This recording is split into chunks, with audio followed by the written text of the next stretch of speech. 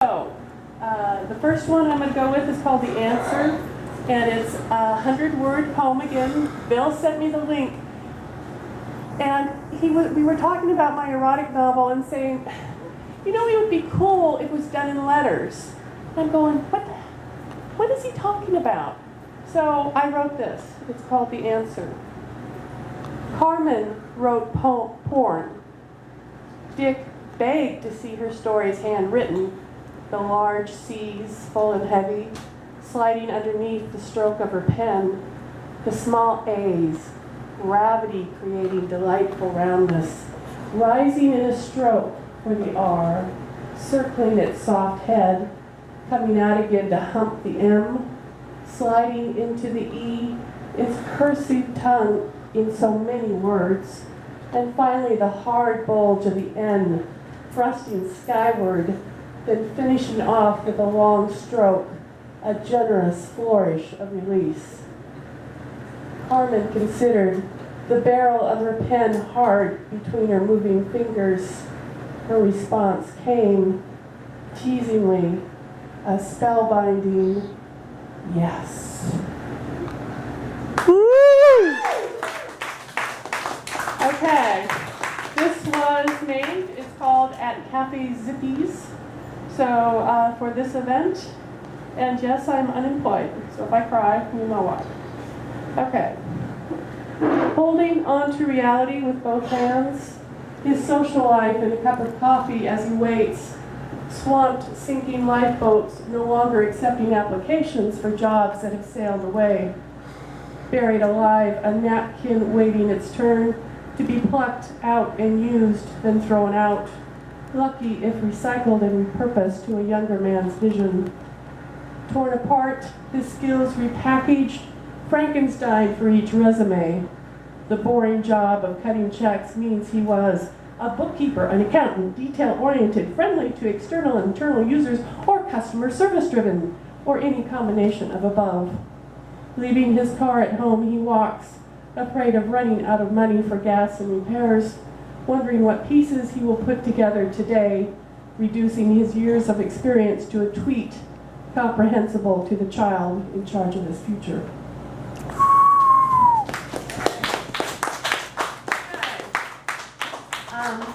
In my bio, it says that I write stories and poems tumble out. So this is an example of writing a story, and then I have the companion poem tumbling out afterward. It's called Speaker for the Earth. I wanted to die. That's why I walked into the icy waters of Green Lake. It was just my bad luck that some nosy, interfering bastard pulled me out. My life had folded in on itself like an accordion, and now it was being pulled apart with a god-awful screech. That was my roommate. What the hell were you thinking? Well, that was the point, wasn't it? I was trying not to think. I was lying on the couch, still damp, and Lee was holding out a hot cup of tea to me. Since my suicide was interrupted, I had staggered home after a teeth-barred growl of thanks. My rescuer offered to go with me, but I told him I was fine, the bastard. It was the trees that did it.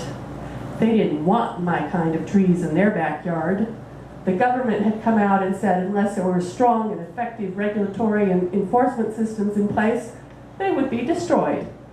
My trees, my beautiful trees. After the 2011 Japan tsunami and the ongoing nuclear power plant disaster, I had played God. By genetically modifying the trees with the flashlight fish DNA that was contaminated by radioactive waste, I had created trees that glowed in the dark.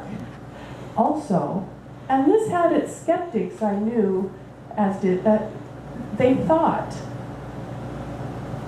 Sorry, lost my place, right there. They dreamed of oceans. They dreamed of forests. They could sense and show the connection between every life form. And if you smelled the smoke of their fallen branches or ate some of their seeds, you could dream it too. But the do-gooders were trying to stop GMOs, and they were trying to kill my trees, my beautiful trees. Lee didn't have a lot of patience with my drama. I was told I was an asshole, and he looked at the screen and chewed his thumb and finger.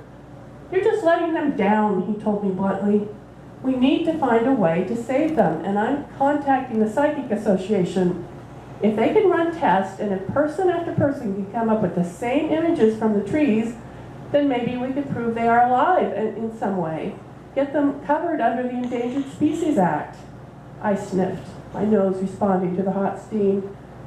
"Then they will just cut them down for being monsters like some sort of Frankentree." "We have to try," he said, exasperated. "We should also see if we can smuggle the seeds out, as many as we can. We've got supporters all over the world. We can keep this going, let people see what they dream." What does a tree or an ocean dream? Old forests covering the earth from the dawn of time, sparkling clean oceans alive with life, aware of how each species relied on every other and their nightmares of being hurt. And all we could think to do was destroy them. The pain of that was unbearable, like roots being pulled out of my very soul. I sniffed again and rolled myself upright, agreeing we needed to swim in the murky waters of politics to get this done. People needed to know what we were losing by cutting down old-growth forests and making the Pacific Ocean a glow-in-the-dark garbage can. Who could give better voice to what they needed than the forests and oceans themselves? Let them tell us. I dreamed of a day we would listen.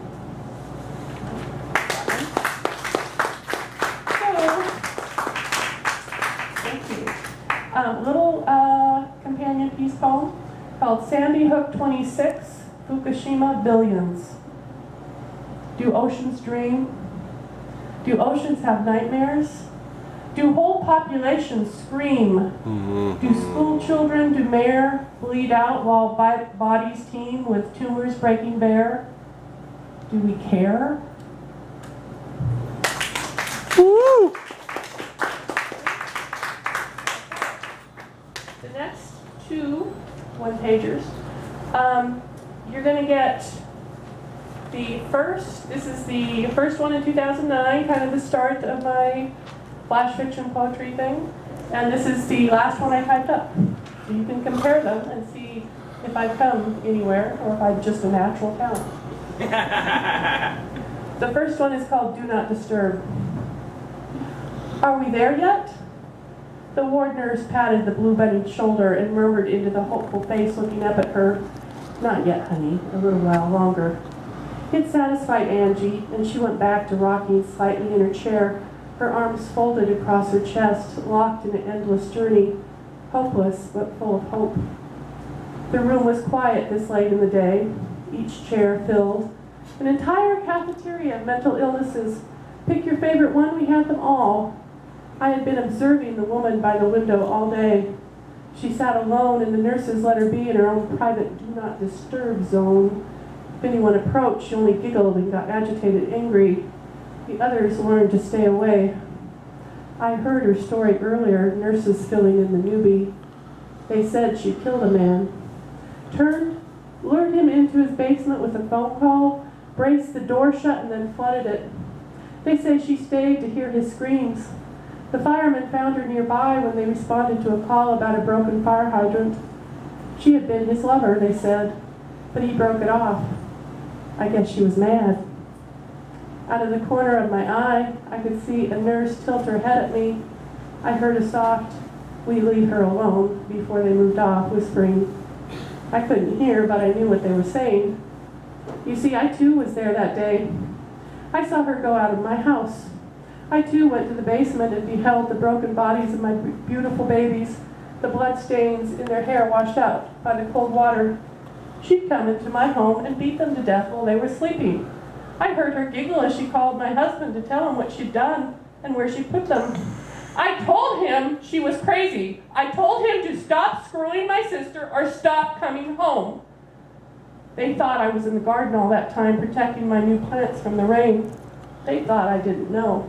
But Carol didn't brace the basement door shut, and she didn't stay to listen to hear him scream. I did.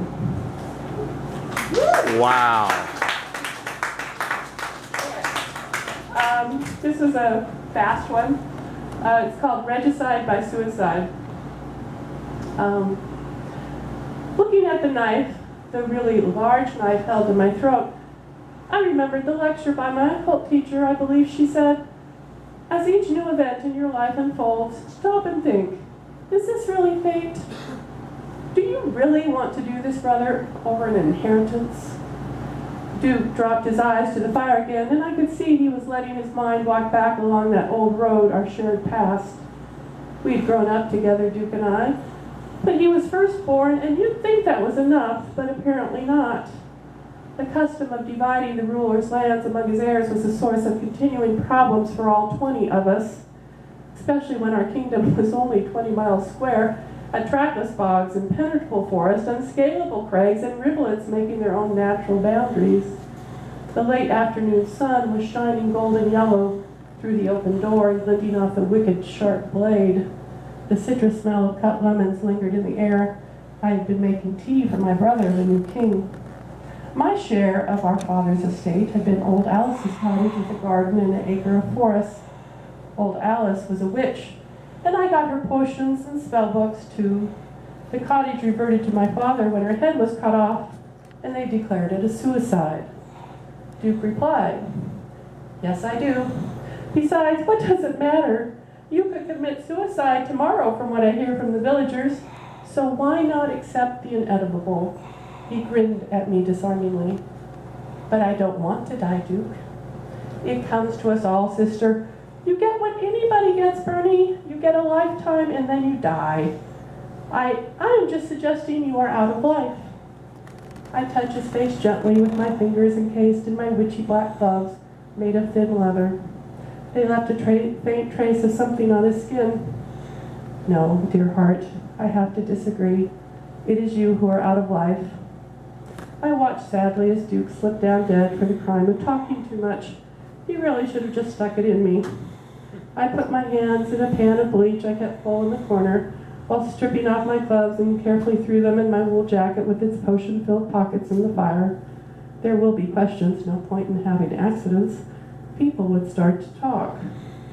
He wanted my potion so he could consolidate his lands by right of conquest through suicide. With pain and regret, knowing my family, I wondered how many other siblings I'd have to kill to stop the slaughter.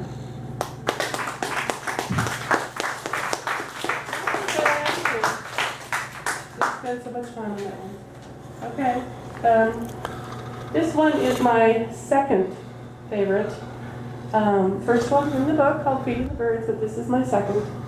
It's called Hidden in Plain View. Killer's kid finds foot. I could just imagine the headline if someone found out. It would be a great story, but I had a responsibility I couldn't shirk. I felt bad for messing up his uniform, but words weren't working, so I had to try a visual. It was a lovely, sunny day. The skies blew almost white this early in the morning, and a few clouds went on their way, late for a date with yesterday's storm. I was standing before the reception desk at the Port Angeles police station, and the young man in a very crisp uniform stared at me. There wasn't that much to stare at. I was about 5'9", a little jiggly here and there, but mainly in the right places. My hazel eyes stared back out of a face slightly freckled with the sun, and I tried again. "I have a foot in my bag," I said.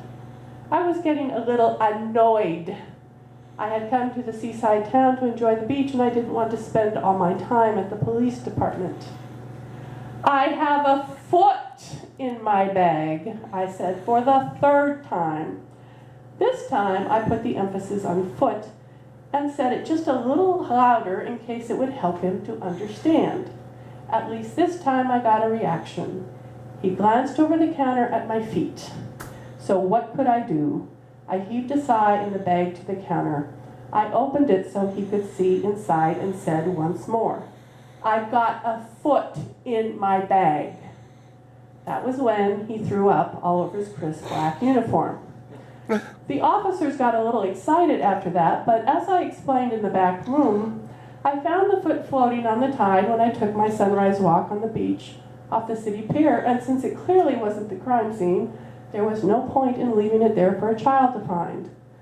Fortunately, I had some doggy-doo bags with me to pick up interesting finds on the beach.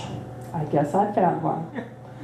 They asked me for my name. I gave them the one I use and showed them my ID and my employee badge for the state psychiatric hospital where I worked on the ward as a nurse.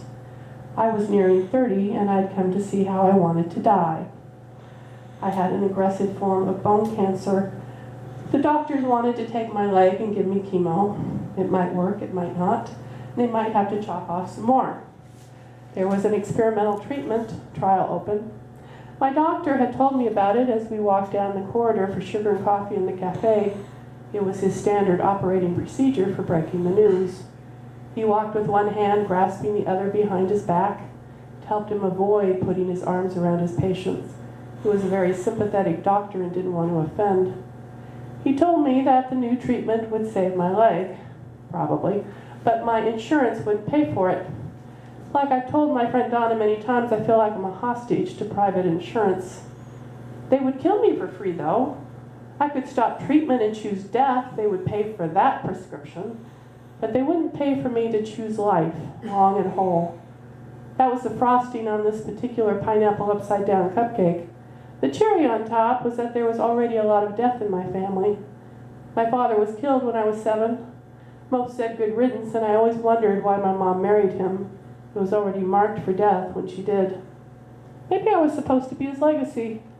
But how much is one life worth anyway? How much should somebody pay for it?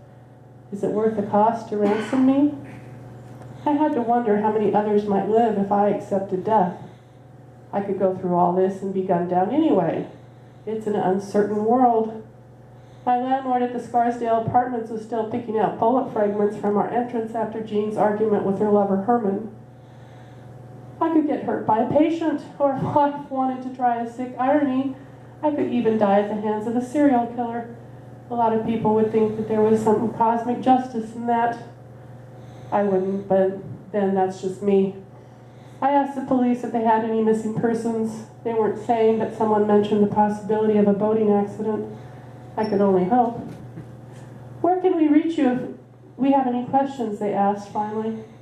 I told them how to find me and they let me go. On my way, I prayed sincerely the press wouldn't find the skeleton in my closet. I really can't be finding severed body parts with a name like mine.